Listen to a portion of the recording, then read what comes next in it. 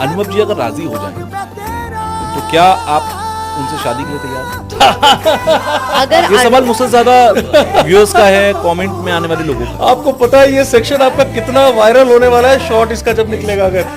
पर तुषार मैं एक आपको बात बोलूं, नहीं, अगर हाँ या ना? अनुभव जी हाँ या ना? नहीं, मैं अपने तरीके से जवाब दूंगी। नहीं, पहले हाँ या ना तो नो, बोलो। It was not one word answer question round. अच्छा, मतलब कहानी लंबी है।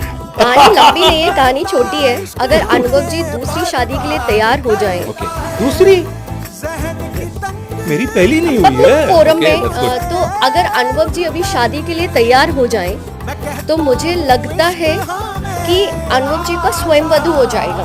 मतलब इतनी लड़कियां तैयार हो जाएंगी। आप अपना बताइए ना पहले, आप अपना तो बताइए पहले। मैंने तो कहा ही है, शगुन का लिफाफा।